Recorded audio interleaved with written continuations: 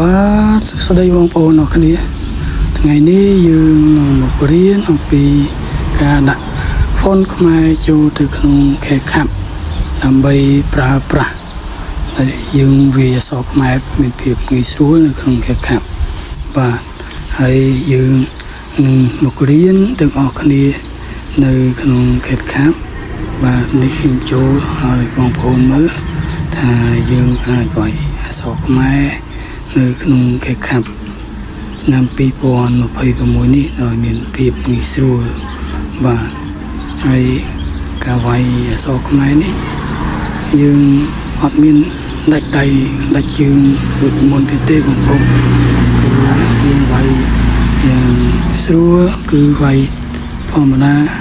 ប្រើដៃប្រើជើងអត់មានដាច់ទេហើយយើងអាចយកទៅប្រើបានបាទនេះខ្ញុំសាក់វាយហើយបងប្អូនខ្ញុំសាក់វាយអក្សរខ្មែរហ្វុនខ្មែរនៅក្នុង CapCut ដើម្បីយកមកប្រើមានភាពងាយស្រួលហើយនេះខ្ញុំធ្វើបងប្អូនមើលបាទខ្ញុំវាយអក្សរខ្មែរនៅក្នុង CapCut អត់មានដាច់ដៃដាច់ជើងទេបាទហើយយើងនឹងទៅរៀន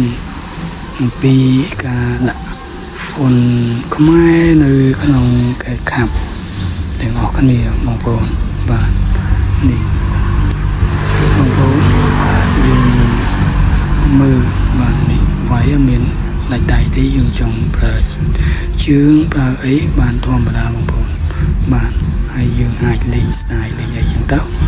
តាមតម្រូវចិត្តការតម្រូវចិត្តរបស់បងប្អូន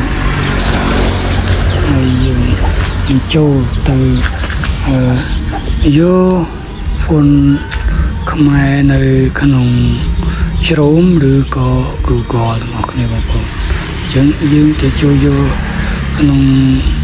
ហ្វុននៅក្នុងខ្មែរនៅក្នុងជ្រោមហើយបងប្អូន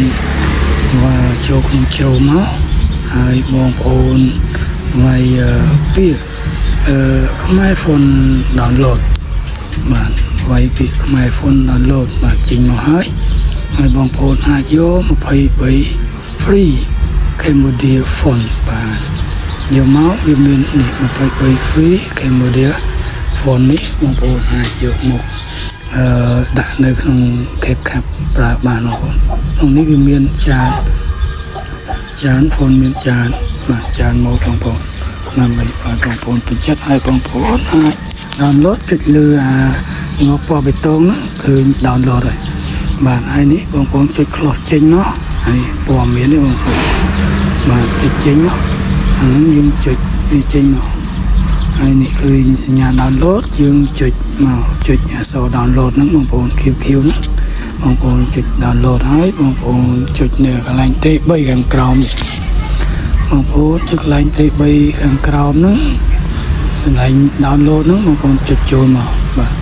ចុចចូលហើយបងប្អូនចូលមកក្នុងអក្សរ download ទៀតបាទដើម្បីយើងទៅយកហ្វុនបាទឃើញបងប្អូនឃើញនេះ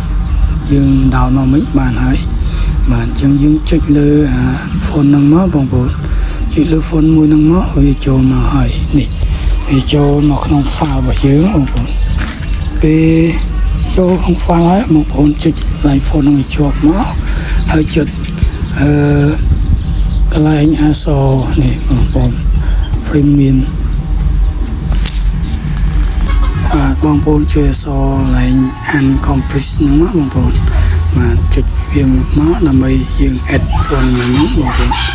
ដើម្បីយើងយកទៅដាក់នៅក្នុងCapCut នេះវាឲ្យហើយនេះ font របស់យើងបានហើយបងប្អូនអញ្ចឹងហើយនេះ font យើងវានៅក្នុង file ហ្នឹងហើយ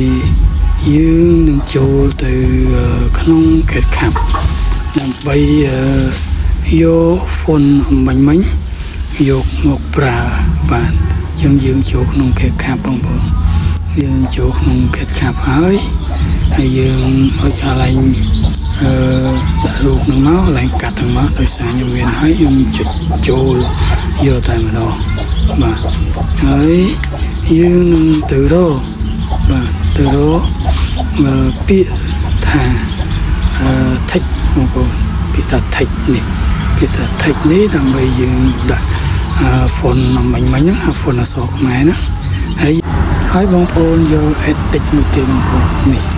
ដាក់ហ្នឹង A បូកហ្នឹងមានអក្សរ edit ហ្នឹងយើងចូលយកមកបងប្អូន